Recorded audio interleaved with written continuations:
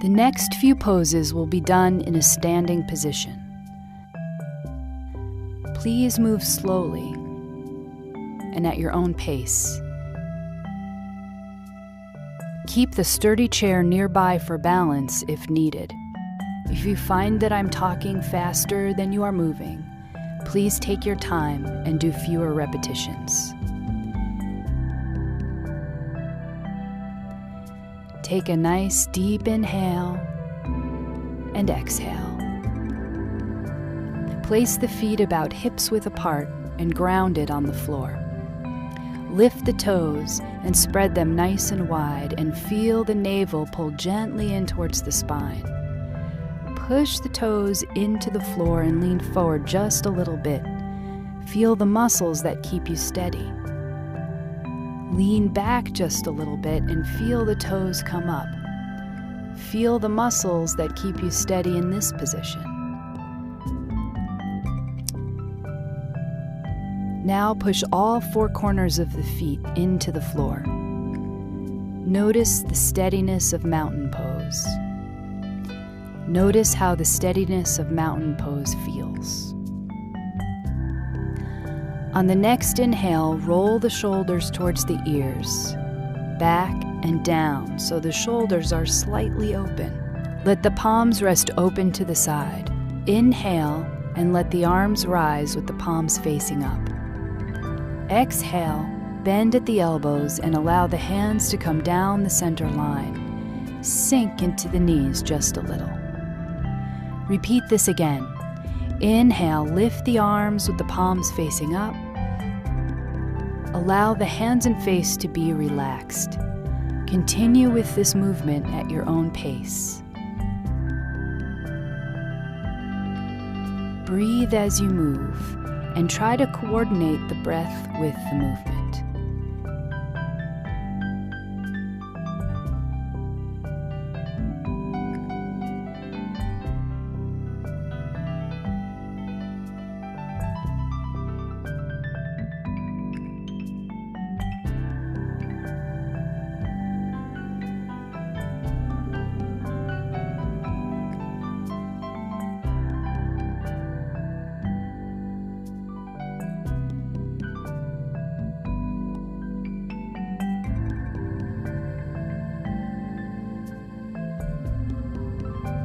On the next breath, lift the arms back over the head. Fingertips point in, palms face up.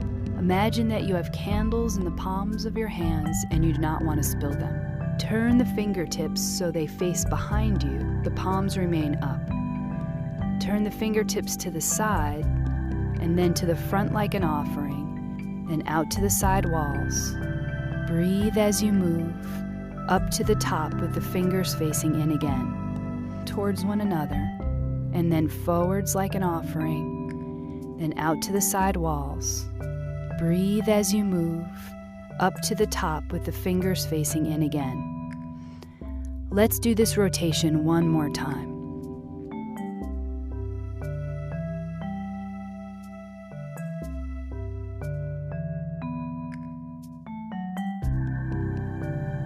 After the second rotation, allow the hands to cascade down by the side and let them rest.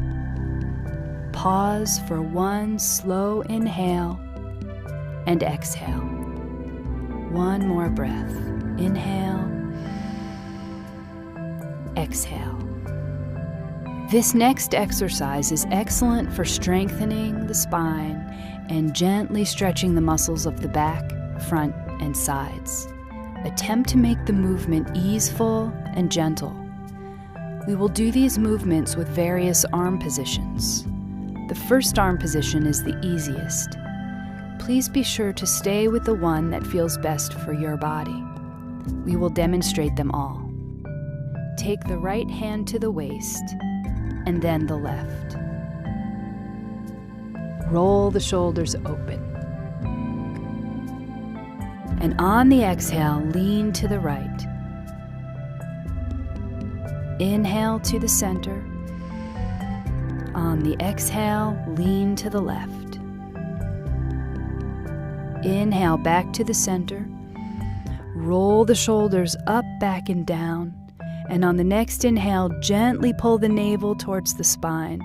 Pull the shoulder blades softly together. Get a small lift in the chin and feel a sense of lengthening through the front of the body. On the next exhale, begin to fold gently forward. It does not have to be all the way. Bend the knees slightly. Inhale and rise back to a standing position. Open the left arm to the side. Keep the elbow bent. Leave the right hand on the waist. Inhale. Exhale, lean slightly to the right, and then return back to the center. Bring the left hand down to the waist. Lift the right arm. Inhale. Exhale and lengthen to the left. Return to the center. Roll the shoulders open. Gently pull the navel in towards the spine. Pull the shoulder blades softly together. Get a small lift in the chin. Exhale and fold forward halfway. Inhale back to standing. Open the left arm again. Inhale, and on the exhale, lean to the right. Inhale and return back to the center. Place the left hand on the waist. Lift the right arm. Inhale. On the exhale, lean to the left. Inhale and return back to the center. Roll the shoulders open. Lengthen through the front of the body. Slightly pull the shoulder blades together. Get a small lift in the chin. Exhale and fold forward. Knees slightly bent. Inhale and return to standing in mountain pose. Pause for a moment. Inhale and exhale. For this warrior sequence, attempt to keep the movements gentle and relaxed. If you notice that you are struggling, move the feet closer together. Lower the arms or make the movements smaller. This pose is great for strengthening the legs, respiration, and opening the shoulders. Step the left foot forward just a few feet. The back foot points in at a 45-degree angle. The front knee bends and the hips face front if possible. Inhale, open the arms and bend at the elbows. On the exhale, bring the hands and elbows towards each other. Inhale, open the arms and push the heart softly forwards. Relax the shoulders. Exhale, bring the arms together. Inhale, open the arms to where you feel comfortable. Exhale, relax the arms inwards. Inhale, open and expand. Exhale, contract. Inhale, exhale. Bring the hands back down by the side. Return to mountain pose. One breath here. Inhale, exhale. Step the right foot forward. Take a moment, there's no rush. Ground the back foot into the floor. Bend the front knee.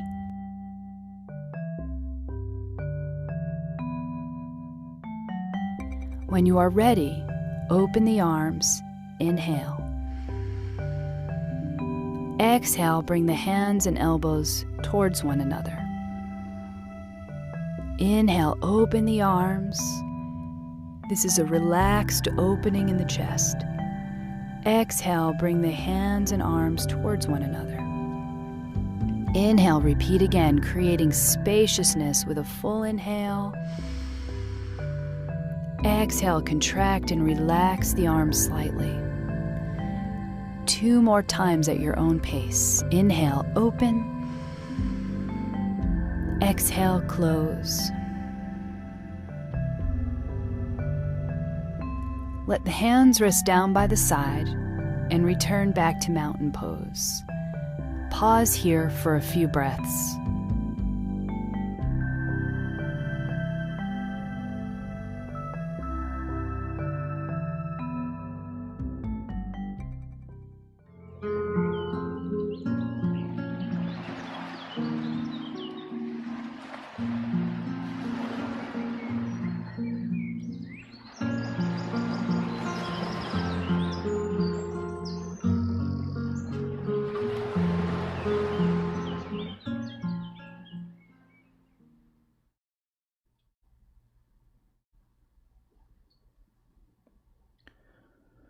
Welcome back to the 14th online episode of Peacetime, hosted on alternating Sunday mornings by PeacePoint and on alternating Thursday evenings by DIMC Information, with myself, Brian Nicholas Thanissaro, live streaming from Dhammakaya International Meditation Center in Azusa, California.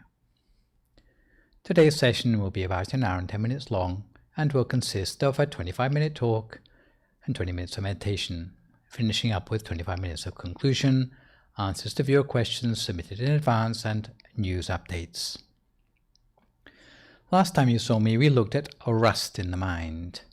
The topic for the Dhamma talk today will be cultivating contentment to overcome greed in the mind. Again, this session I would like to encourage you to send in any questions you have by emailing me at peacetimequestions@gmail.com. so that I can have a shot at answering them next time round. And just to avoid any confusion this lesson, let me just spell that out. The email address is paacetime.questions@gmail.com, as shown on the slide. This session we will look specifically at the symptomology of the defilement of greed. Last session, I defined greed as wanting to get something or steal from others given the opportunity. It comes from the same cluster of defilements that causes sensual thought and also stinginess. However, we will examine both of those other subcategories specifically in a future session. If you can remember, when greed is compared to hatred or ignorance, it has the attribute of not being particularly damaging, but taking a long time to recover from.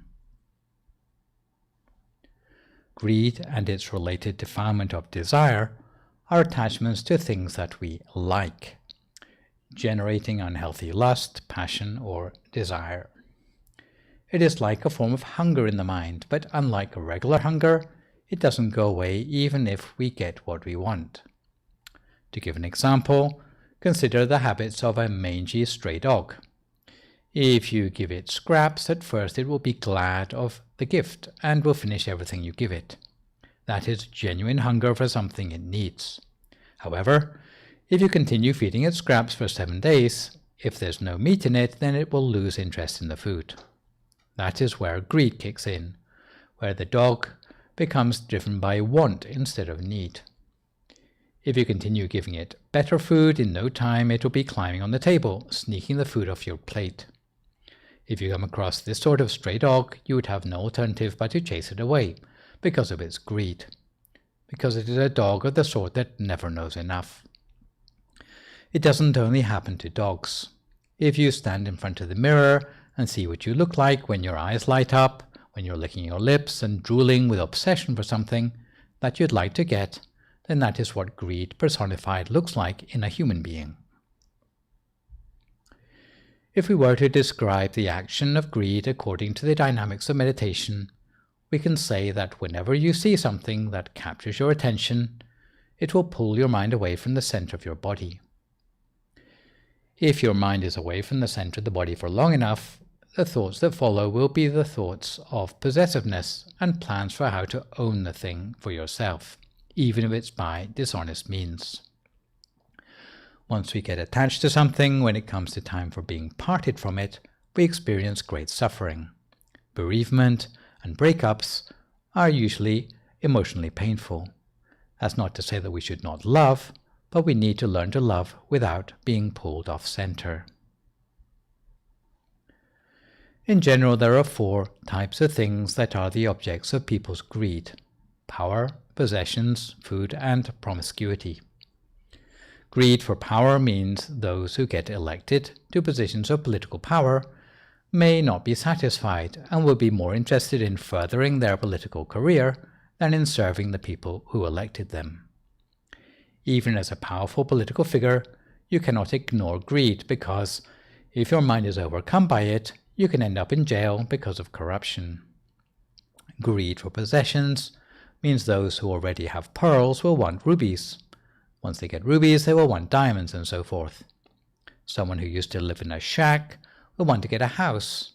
Once they get a house, they'll want a mansion. Once they get a mansion, they want a palace. Once they get a palace, they'll still want a private kingdom to go with it. Greed for food, or gluttony, means that although some people are not interested in power or possessions, they will do anything to get their hands on tasty treats to eat. Greed in terms of promiscuity means a person will start a new family in every new town they visit. It's ironic that in the modern day, greed is something that is celebrated in many sectors of mainstream society. I came across the advertising slogan on the internet which read, "Greed is good."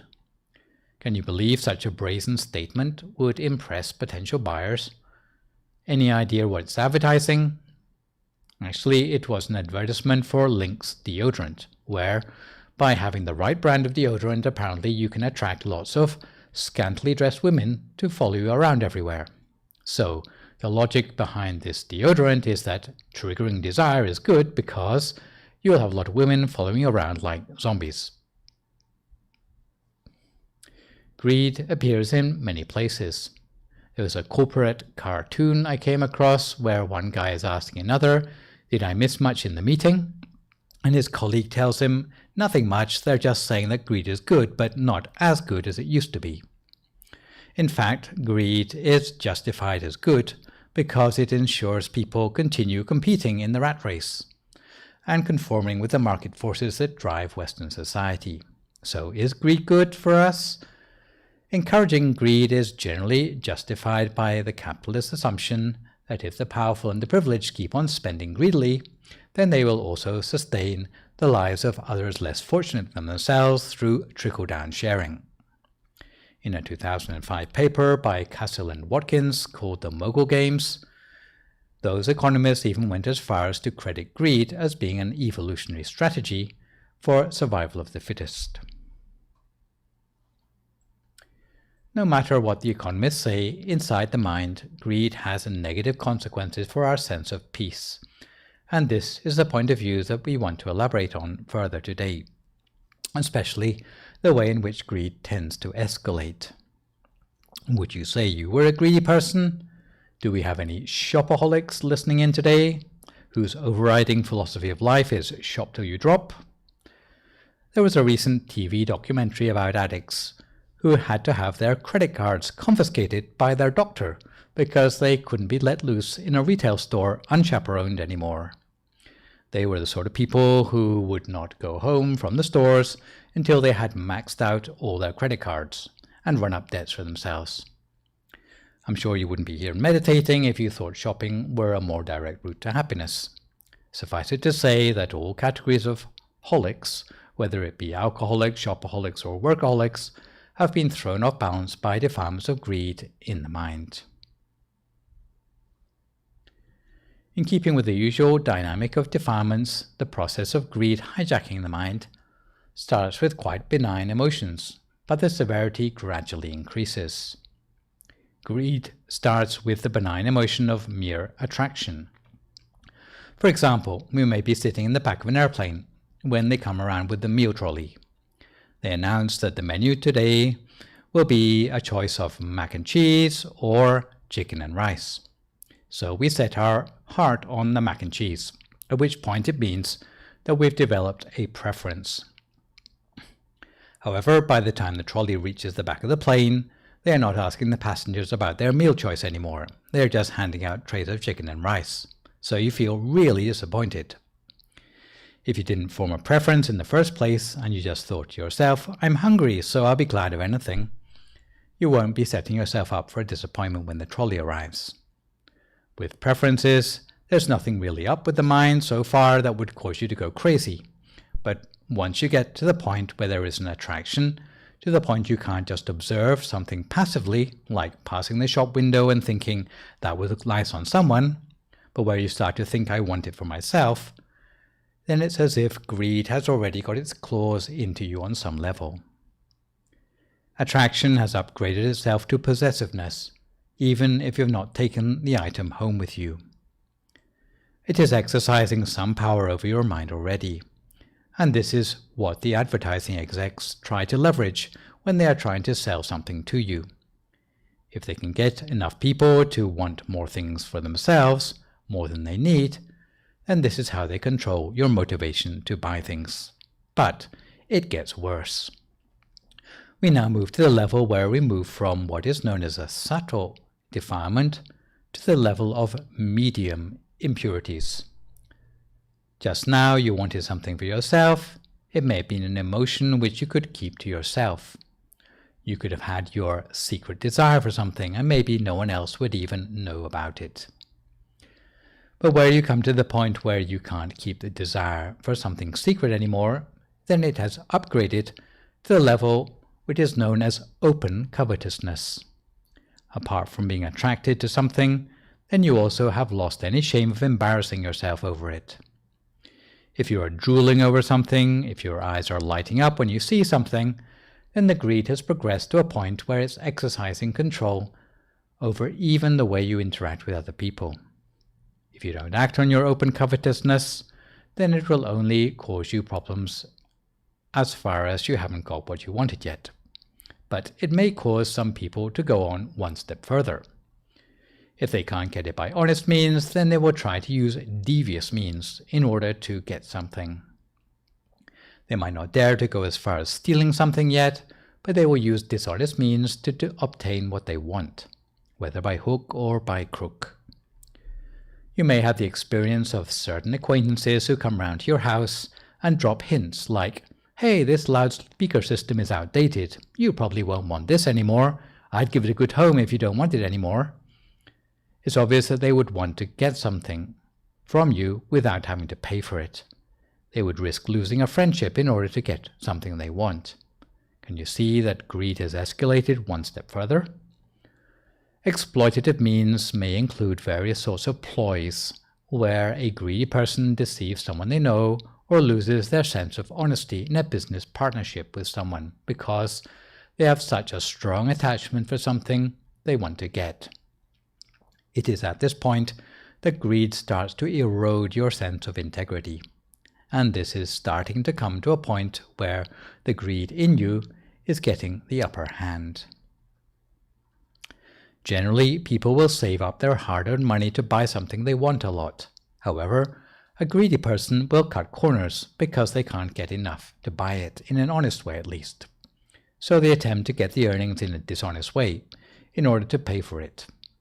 A historical example of this sort of thing happening, and one of the reasons that the slave trade could exist for so long, was because people didn't care enough about exploiting other human beings in order to build up their own business empires. On the face of it, they should be compassionate for their fellow human, whether those humans are from another continent or not. But because greed had overwhelmed their sense of conscience, slavery didn't seem like such a bad idea at the time. This is the strength of influence which greed can have over people's minds. The most extreme form of greed, which brings us to the level of serious defilements, where the greed becomes so overwhelming that a person would stop at nothing in order to get their hands on the thing that they want. This would be called desiring things in a dishonest way. At this point, there is an erosion of a person's conscience to a point where they lose their scruples or consideration for others. In conclusion, from someone who likes something, we become someone who is attracted to it. From being attracted to it, we want to own it. From wanting to own it, we will crave it so strongly that we're not interested in anyone who gets in the way of our acquisition. If you just have an attraction or preference for things and want to own them, then it does not throw you too far off balance. However, If you start to entertain infatuation or the thought of cutting corners to get what you want, you start to erode your integrity. As we've seen, it's necessary to examine the symptomology of greed in a very detailed way, so that we can keep up with the changes occurring in our own minds. If we're able to recognize greed arising in our own minds right from the level of attraction and withdraw from a situation before it becomes infatuation or worse. There is a misunderstanding in meditation circles that avoiding greed means giving away all your possessions to have peace of mind. The stereotypic meditator always seems to be someone left with nothing, having done a Marie Kondo on their house. But if it rains, they always come asking to borrow your umbrella, and if they run out of clean clothes, then they come asking to borrow your washing machine. Here I would like to make clear that the possessions are not the problem, but our attitude to them.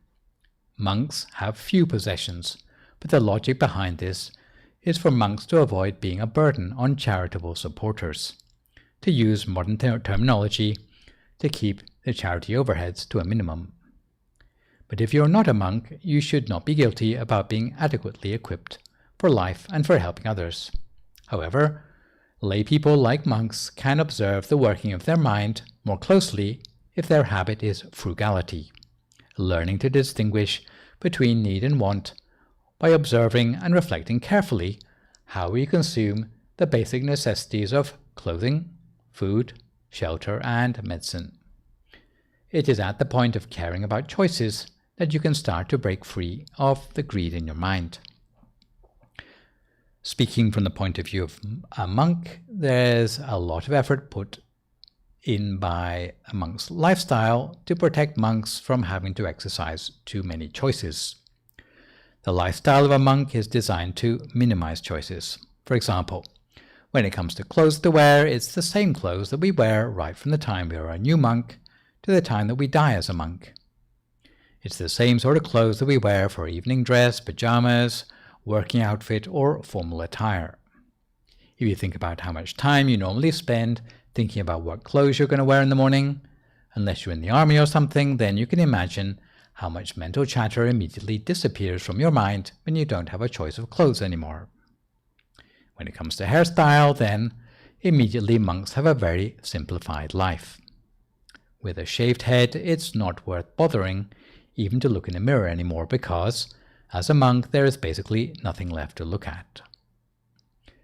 As lay people, you have to decide whether you're going to part your hair on the left or on the right, or whether you're going to have your hair curled or long or short, whether you're going to put your hair up or wear it down. For monks, this is just not an issue, because monks follow a set of rules that governs the choices and hence the attachments. When it comes to food, then monks, in our tradition anyway, have to take what we're given. And so it may be cheap food or it may be expensive food, but it's not the food that you've chosen. Accepting what you're given with gratitude makes you think very differently about food. Instead of being something that is basically entertainment, food becomes something that you have to have enough of merely to fill you and provide enough energy for you to do good deeds in your life. So this is a way of minimizing greed that is imposed externally, but although it comes from the outside, we can start to train the attitudes on the inside of our mind. I should also clarify that it is not antisocial greed if you want to have something you don't have yet, but you plan to earn it by honest means. For example, if you want a new Mercedes and it costs $100K and you save up to buy it, such an emotion is not desiring things in a dishonest way. However, if you are a millionaire but you think to cheat someone else in order to get the Mercedes you want instead of paying for it, such a defilement is desiring things in a dishonest way. There is nothing much wrong in itself with wanting to obtain things as long as it doesn't cause you to exploit others. If you really want to buy a Mercedes and you save up your salary to buy it, then that's not serious greed. However, if you cut corners to get involved in corruption to boost your earnings, then that is submission to the defilement of greed, and eventually it will lead to greed for things without end. So, Before we turn to look at the antidotes for greed in the mind, let us set aside a few moments for ourselves to meditate. So at this time we settle ourselves for some meditation. If you would like to find a comfortable sitting position for yourself now as you listen to my instructions.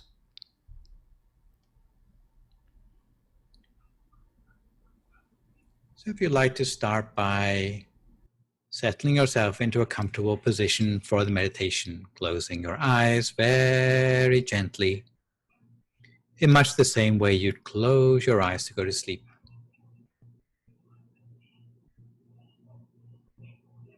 Breathe deeply to yourself, maybe for 2 or 3 breaths. When you breathe in, try to notice the refreshing air from around you. As you breathe out, you may feel that you're letting go of any previous worries or concerns that you may have had.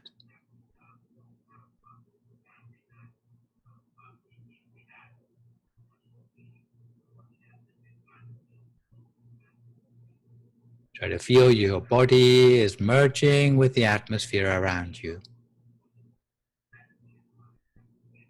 And for good measure, we do what's known as a body scan, which means starting at the top of our head and working our way gradually downwards, relaxing the muscles first of all of our forehead, of our eyebrows and our eyelids.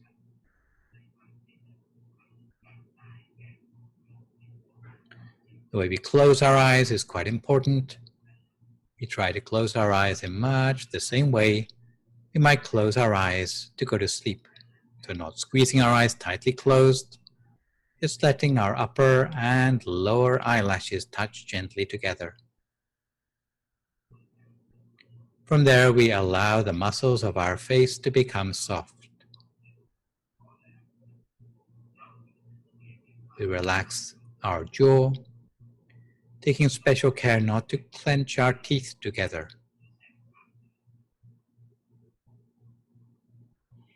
Before moving on down to relax our neck and letting our shoulders drop to their natural height.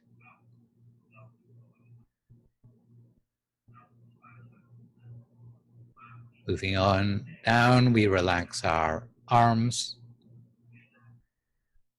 our forearms,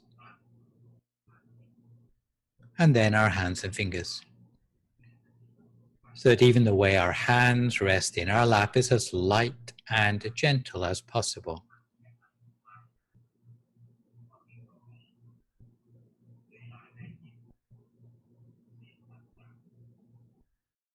Continuing on down, we relax all the muscles of our torso,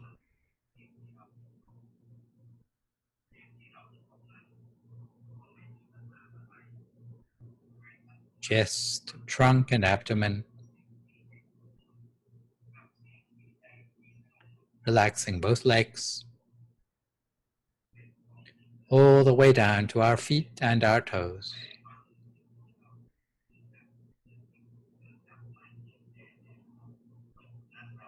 Until no part of our body remains with any sort of stress or tension anymore. If we do notice any tension remaining, then we adjust our posture to minimize it. Ideally, our whole body will be so relaxed that it will feel as if it melts away into the atmosphere around us, in much the same way that our body might disappear, leaving only our sense of awareness, our sense of feeling on the inside of us, that warmth and well-being. As if we are totally connected with the world around us. At which point we can turn our attention to focus instead on our state of mind. State of mind which is somewhere within the space of our own body.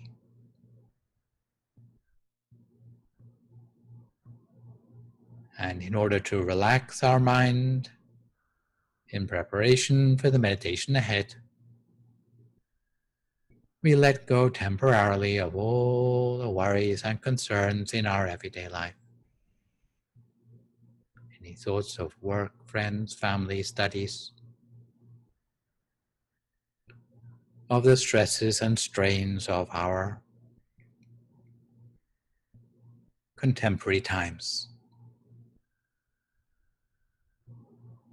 Any regrets from your past, or any plans for the future. Keeping our mind 100% in the present moment and on the task in hand.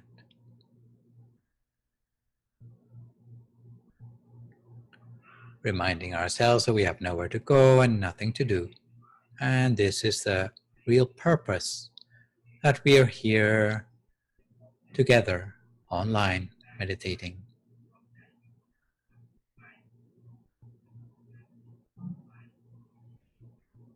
So we focus in the present moment while conjuring up a sense of happiness and joy in the mind. For some of you, happiness and joy may come immediately to mind. If not, then cast your attention back to a time in your life when you felt truly happy, thinking not so much about the actual situation as the feeling it gave you. Maybe when you were able to do something nice for another person. But in helping that person, you also felt good about yourself on the inside, with a warm, fuzzy feeling. And thinking now of that warm, fuzzy feeling on the inside, it will return to you, almost like tiny particles of happiness and joy inside you. And you allow it to grow and spread within yourself until it fills the whole of your body and mind, filling you up to the point that there's no space left in your mind for any other sort of thought.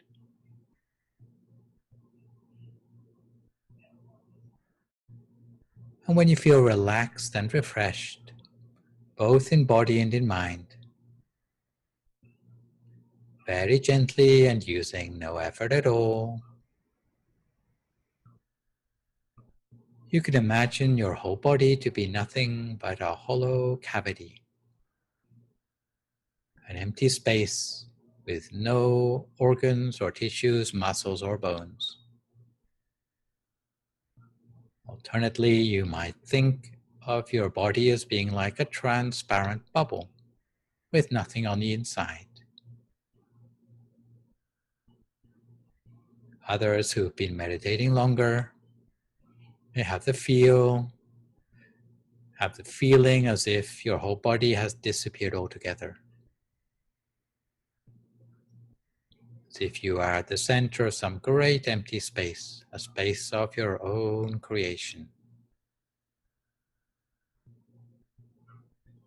Or whatever your experience of that inner space, now would be the time to remember back once again to that picture of the shining sun, which you had a few moments ago.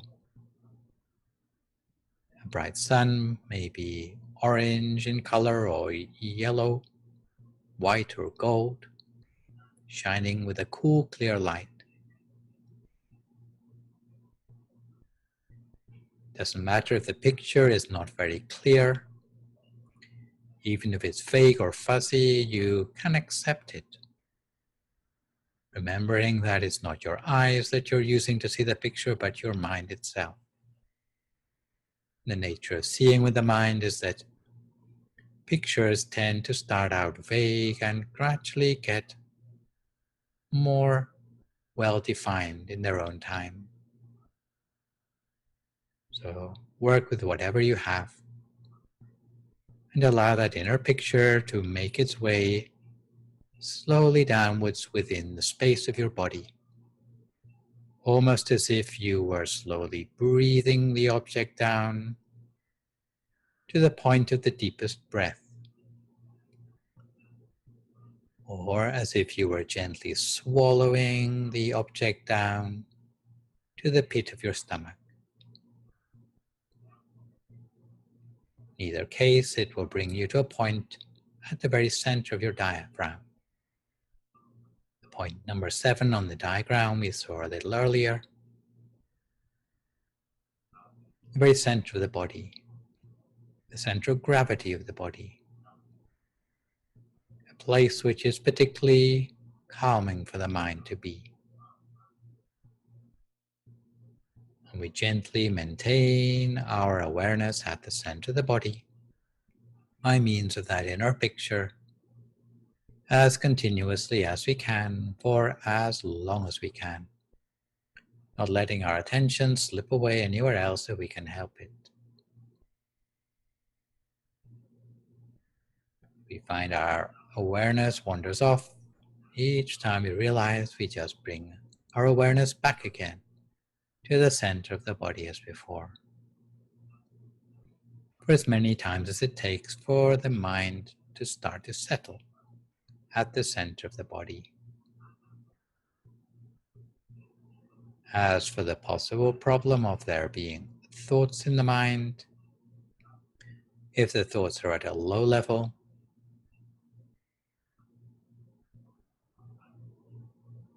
we try to ignore them, not giving them the time of day, treating them like unwanted guests, and if ignored for long enough, will gradually go home all by themselves without even a confrontation.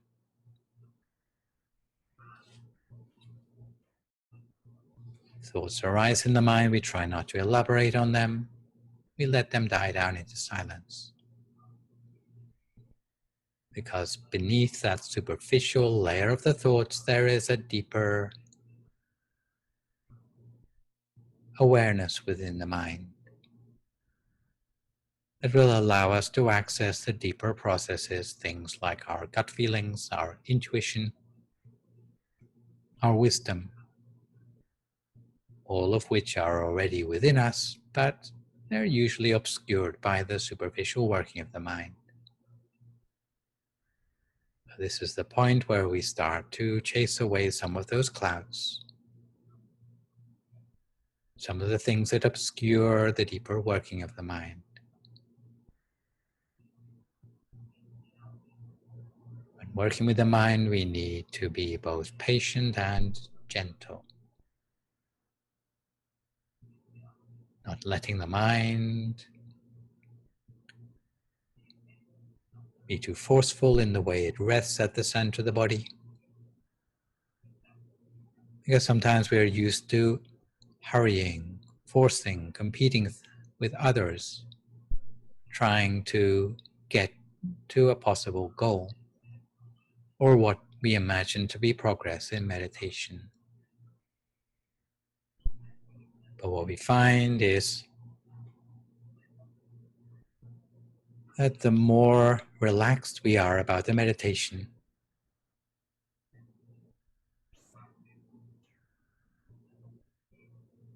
the more quickly we will move towards our possible progress. It's almost as if the less we care about progress, then the easier it will come. And as for being gentle with the mind, well, sometimes it's useful to point out a few metaphors for just how gentle we need to be. Sometimes you can talk about the gentleness of a feather touching upon the surface of some water,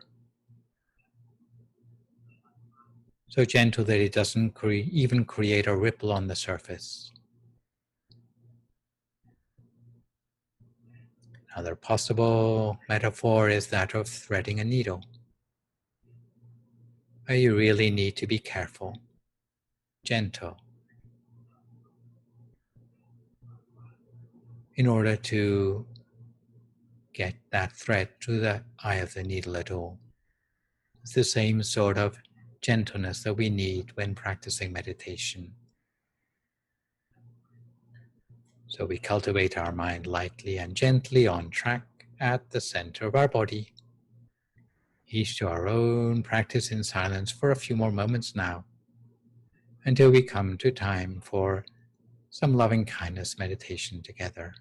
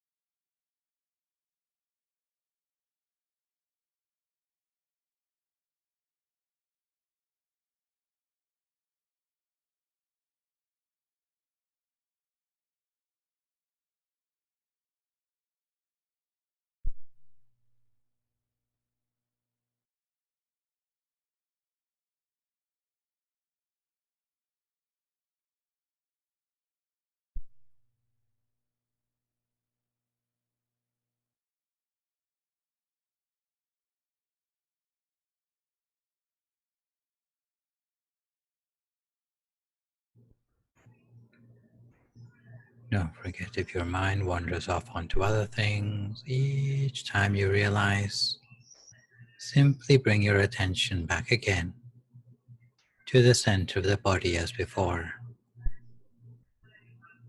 Keep on bringing the mind back to the center of the body for as long as it takes for the mind to build up that sense of being at the center of the body almost by second nature. Almost as if there's a stickiness that keeps the mind in place at the center of your body, where it's contented to remain there rather than slipping away anywhere else. As for the thoughts, let them die down into silence. Only using the mantra if the thoughts are really persistent. Otherwise, notice the spaces between the thoughts. And as time goes on, you'll find that the spaces between the thoughts are more frequent than the thoughts themselves. Until at a certain point in the meditation, there will be a sense of unification at the center of yourself. As if all your mental faculties are drawn to the center of your body, whether it's perception, memory, thought or cognition, all at the center of the body, as if that were the center of your mind. So we continue to maintain our awareness in this way for a few more moments in silence until we come to time for our loving kindness meditation.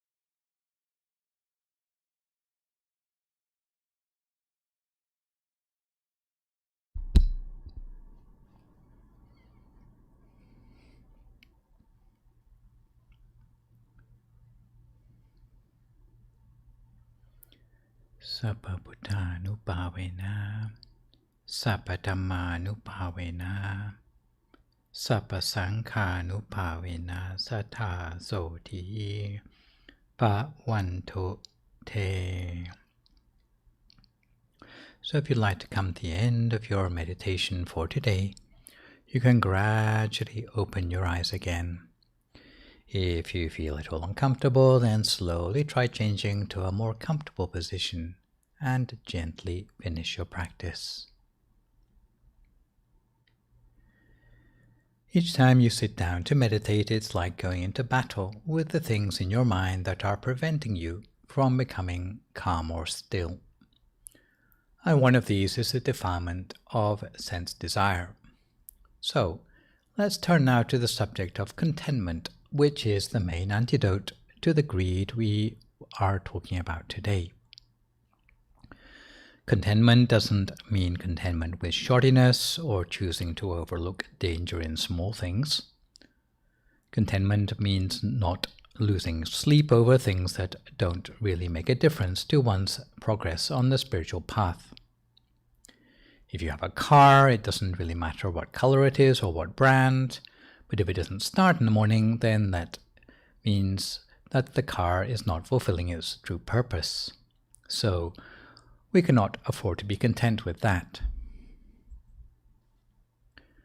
The sort of contentment we are interested in has three components: being content with what you have, being content with what you get, and being content with what is appropriate to you. Being content with what you have means not being jealous of anyone with a better status than you. You need to accept how you are. To quote the eternal wisdom of Lady Gaga's mum, there's nothing wrong with loving who you are and using what you have to be the very best you can. There is a story about a wealthy businessman who was horrified to see a fisherman sitting beside his boat playing with a small child. And I should say that Buddhists generally do not condone the fishing industry as right livelihood, but that is not the point of this story here. But back to the story, the businessman asked the fisherman, "Why aren't you out fishing?" "Because I thought," the fisherman replied, "because I caught enough fish already for one day." So the businessman says to him, "Why don't you go and catch some more?" And the fisherman responded, "Well, what would I do with them?" The businessman proposed, "Well, you could earn more money. And then with the extra money, you could buy a bigger boat, go into the deeper waters and catch more fish. And then you would make enough money to buy nylon nets. With the nets, you could buy even more fish, and so you could catch even more fish and make more money. And with that money, you could own 2 boats or maybe 3 boats, and eventually you could have a whole fleet of boats and be rich like me." "And then what would I do?" asked the fisherman. "Then," said the businessman, "you could really enjoy life." And the fisherman looked at the businessman with a confused look on his face and asked, "Well, what do you think I'm doing now?" So in conclusion, we cultivate contentment with what we have. And in order to do that, then we need to learn to count our blessings. Secondly, apart from being content with what you have, you need to be content with what you receive. You should be accepting of the fact that there are sometimes ups and downs in life, and you should expect that. If you can do that, then you will be content within yourself. Your happiness shouldn't have to depend on the things outside of yourself. Pragmatically speaking, the more one meditates, the more one feels insulation against the vicissitudes of the outside world, because the nature of the outside world is like a roller coaster. Sometimes you have good times, sometimes you have bad times. Sometimes you get a promotion, sometimes you get fired. Sometimes you have a lot of money to invest in Bitcoin, sometimes you get your fingers burned on the stock exchange. But if your mind goes up and down every time there are changes in life, then you would not be a very stable person. Ironing out your reactions to life's roller coaster will bring you closer to contentment. The more you meditate, the more the mind will have that feeling of contentment in spite of what is happening around you. When you're new to meditation, that is not yet the case. The quality of your mind is still dependent on what is happening to you in the outside world. But the more your meditation deepens, the more distance you have from the ups and downs of the outside world. You can choose not to let the outside world affect you. It will help if you don't let yourself feel over the moon when things seem to be going well, and if you don't let yourself despair when things seem to be going wrong. And you'll gradually realize that on the inside, you have an increasingly robust sense of stability as your refuge. In this connection, there is a story the Venerable Thanissaro used to tell about the experience of a Thai minister of commerce. The minister came from a wealthy family, and he shared 2 events he encountered on the same day which highlighted the importance of contentment. He left his home one morning and passed a beggar on the street.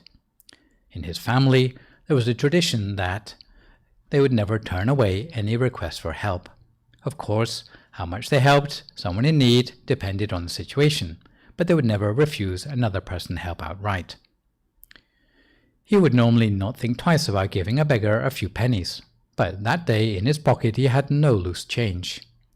He had to open up his billfold, where the smallest note was a $5. So he gave a $5 bill to the beggar, and the beggar was so happy that he bowed down on the pavement, or maybe that should be the sidewalk, at the feet of the minister. And the beggar exclaimed that he had been a beggar since he was a child, and today was the first time in his life he had met someone so generous to give him a $5 bill. The beggar's eyes shone with appreciation, and the beggar's delight gave the minister a certain cheerfulness with which to start his day. When the minister reached the ministry, however, he met a bank manager with a pained expression on his face. The minister asked whether the banker was ill, and the banker confessed, "I'm so upset, I haven't slept all week.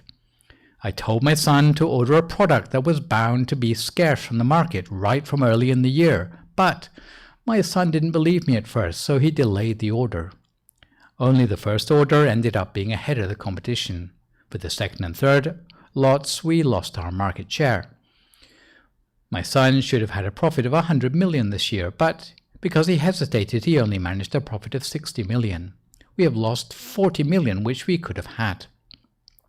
The minister expressed his condolences and went into his office, but that day he could hardly get any work done because he was busy musing about the ways of the world. A beggar who is happy all day with a $5 bill, and a banker who cannot sleep because he only got a profit of 60 million.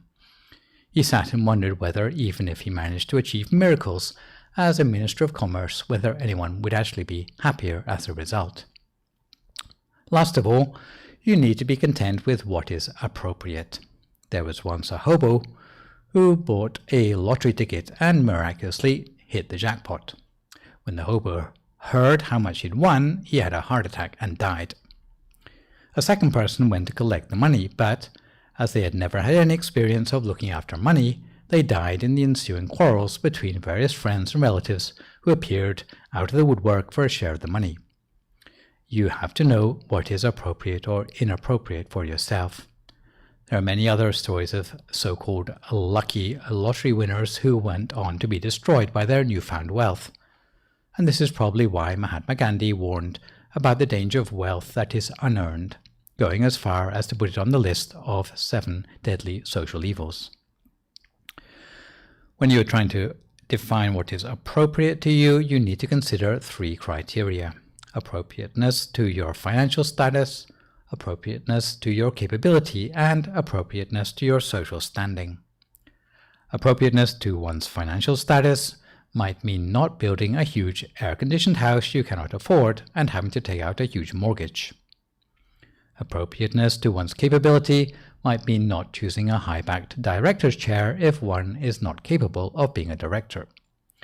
Appropriateness to one's social status might mean that if something is above or beneath one's social status, it's inappropriate to accept it or own it. If you can overcome your greed and desire, you will achieve contentment with all that you have and all that you receive. It is a very useful state of mind for a meditator because it is the sign of a mind that is still and centered. Apart from this, contentment still has many other advantages for us.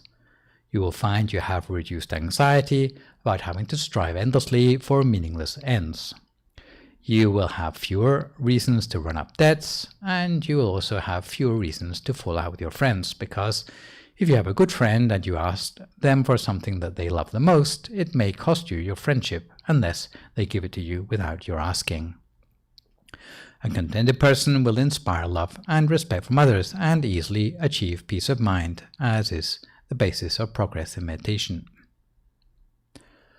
Contentment will also protect us from curtailed lifespan. For example, a farmer who desperately wants to profit from the sale of his crop harvests it before it's ripe.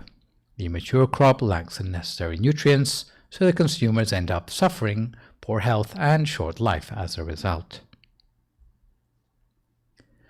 The real philosophy of overcoming greed is to fight fire with fire and acquire a taste for something more valuable than material wealth by giving rise to higher states of happiness that are the objects of the constructive forms of attachment by practicing generosity, recollection of death, monastic-style moderation, and meditating.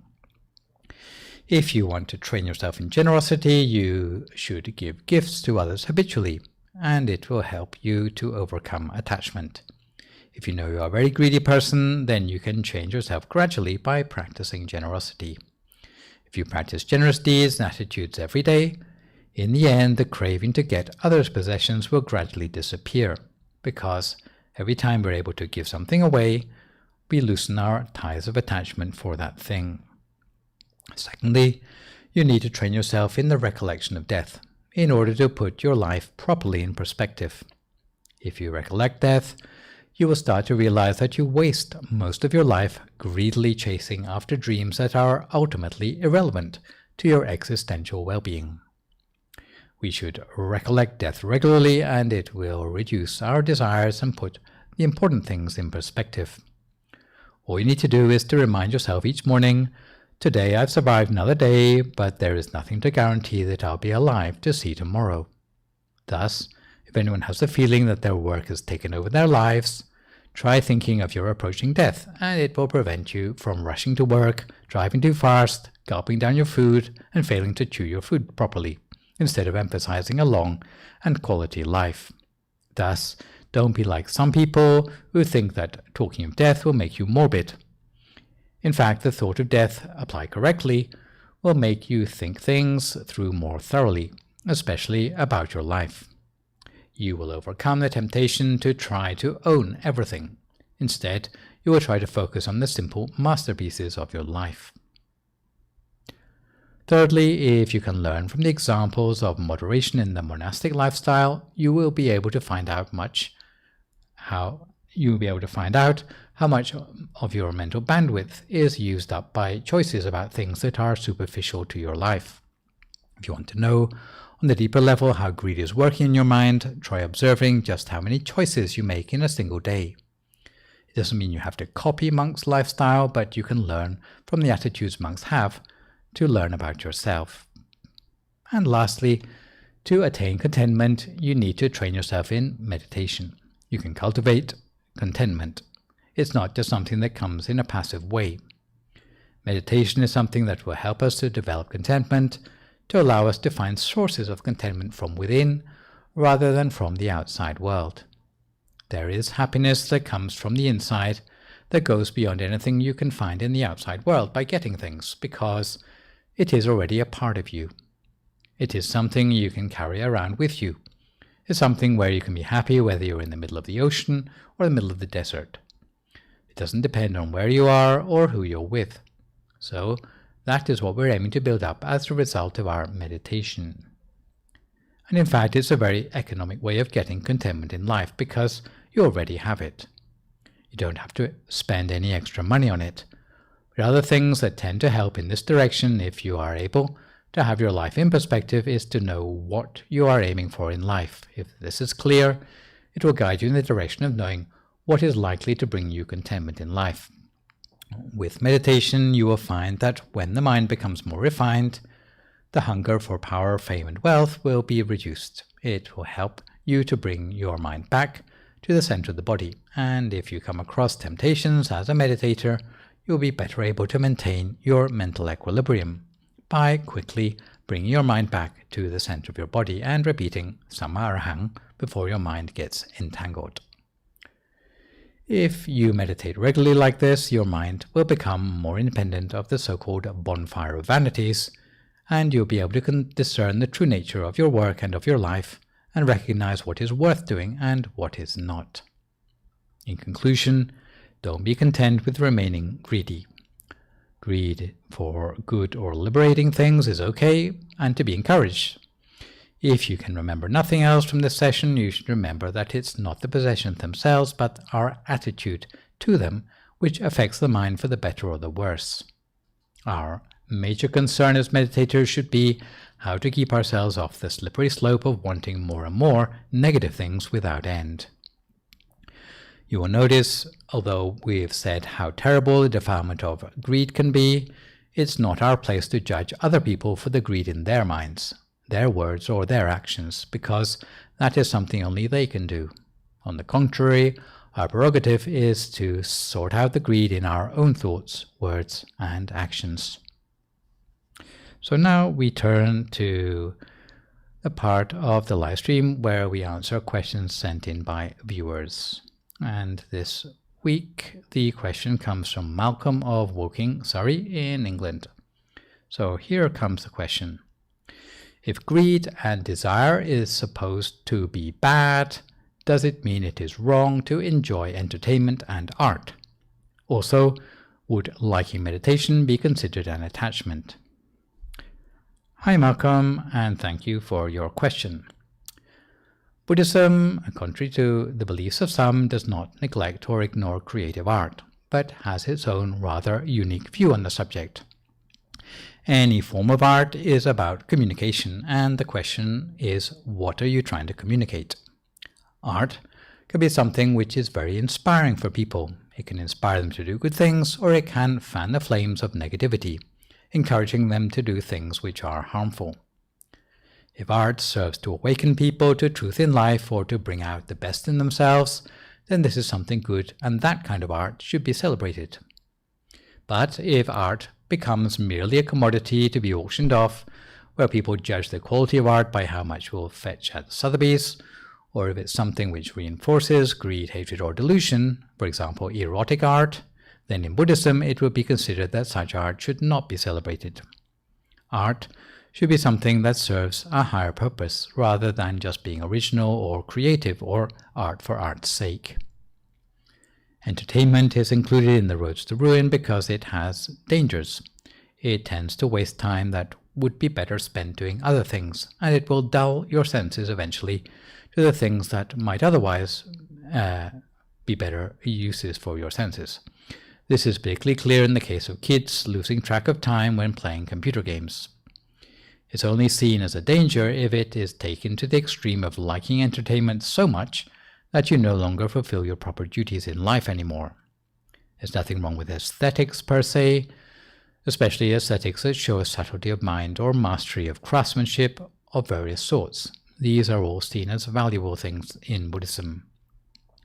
As for meditation being an attachment, on the contrary, meditation is a tool that helps reduce attachment. The way meditation works is that it gives you a new source of happiness. Once you have touched on that sort of happiness, it tends to loosen the attachments that you had for other things, making them seem trivial by comparison. It's like trying to tempt a millionaire with a free gift. The millionaire would just not be interested by this because they already have something which is much greater. And as a meditator, the experience will be similar because things that before you learn to meditate, you took really seriously, which might upset you a lot if you didn't get them, but having touched on something which is far superior in meditation and more deeply satisfying, then those temptations don't hold sway over you anymore. So meditation does help you to overcome attachment. Liking meditation is not an attachment, but helps you to step beyond attachment. So let me finish with a couple of news updates, one about the upcoming Katina ceremony at the temple and the other my usual PSA about the availability of meditation teaching in English. This year, the Abbott DIMC has set the price of Katina funds at the especially low amount of $100 to make it accessible to all, irrespective of their income or lack of it in these unpredictable times. Of course, if $100 is not enough for you, you can donate several funds at once, or maybe dedicate donations in the names of friends or relatives. The Katina funds this year will be put towards the building of the 72nd anniversary meditation building, which is a golden opportunity to cultivate merit for supporting the construction of permanent religious infrastructure.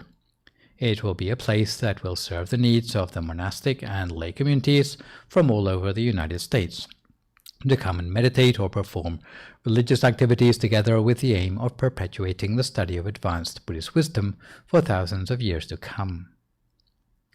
The known merits for this sort of offering are to have an extended life expectancy, to gain easy access to the upper echelons of society, have a radiant complexion, inspiring the faith of others, to be endowed with happiness both in body and mind, to be endowed with strength and energy, acuity, wisdom, ingenuity, and quick-wittedness, never to have cause to worry about wealth needed in the cultivation of philanthropy, to be loved and protected by humans and non-humans alike, to have a heavenly afterlife destination, ultimately entering upon nirvana.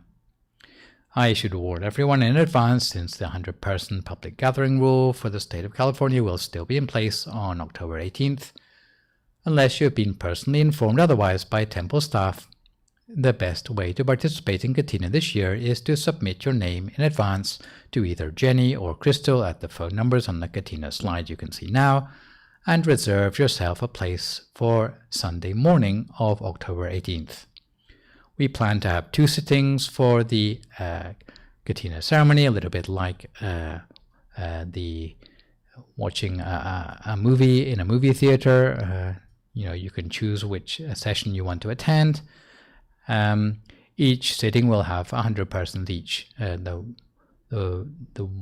first one will be the sitting on the Sunday morning of the October the 18th, and it will be between 9:30 and 11 a.m. and for the general congregation. The second one will be on the Sunday afternoon, but is by invitation only for the VIP benefactors. If it's not convenient for you to attend the temple in person, don't fret, as you can still make a donation, whether it's for Katina or for the COVID Silver Lining Fund, by mailing checks to the temple address or by making a bank transfer. Online transfers can be made by Venmo or Zelle. The special merits arising for those practicing generosity in these times of adversity are that you will have a life free of obstacles and danger, you will gain mastery of all forms of knowledge, prosper in your duties, have special insight into Dharma teachings, attain purity with ease, breaking free of the defilements in the mind. You will gain wealth on worldly, spiritual, and transcendental levels, allowing you to pursue perfections with ease, all the way to the attainment of the utmost Dharma, and the whole temple would like to rejoice in your merit on this occasion. Meditation is particularly valuable in this COVID era to help us cope with the dysphoria of the new normal. And in this respect, here at the temple, although there are still no face-to-face teaching sessions for the interim, you can access Dharma teachings in English at the YouTube channel called Peace Point Meditation, or the Facebook page of Peace Point Meditation, either live on Thursday evenings and Sunday mornings, or on demand after the event. For those of you who have been following my talks, you may be interested to subscribe to a YouTube channel, which I have recently set up in my own name, which can be found by searching for Prat Nicholas Thanissaro on YouTube, where I've systematized the teachings and cut them down to the bare essentials. Meanwhile, Peace Breaks are broadcast every evening between 7 and 8 p.m. from Friday to Wednesday. For the benefit of families listening in, there's also a special show for children in English known as Shining Stars that goes out between 7:30 and 8 p.m. every Monday evening, with bedtime stories and meditation short enough to keep the attention of younger listeners. Outside of the live streams and on-demand programming, there's also the MindGem app, which you can download for free, allowing you to listen to meditation and Dharma talks in English on your cell phone, even when you are offline.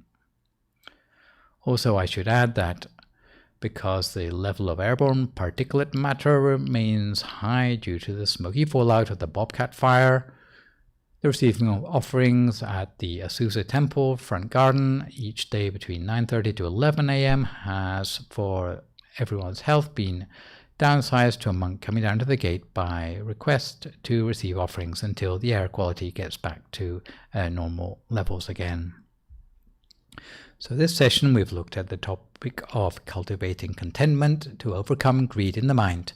For my next session online with you, which will, fingers crossed, be a week on Sunday morning and a week on Thursday evening, we'll be moving on to look at the subject of sensual thought. For good measure, I would like to remind viewers that even better than posting thank you or great talk or sadhu in the broadcast comments, you can email your questions about meditation or what you've heard in the lecture to the address peacetime.questions@email.com, as you can see spelled out in the slide. And I will do my best to answer these on my next session. In the meantime, try to stay healthy, avoid recklessness or complacency in the face of the virus, maintain a positive mood, speak only positive words, forgive others, extend good wishes to others, and meditate daily. Try to keep up with the escalation of greedy defilements in your mind and develop contentment in the ways I have mentioned and suggested. So today, this is me, Brian Nicholas, signing off for this session. So long, folks, and stay safe.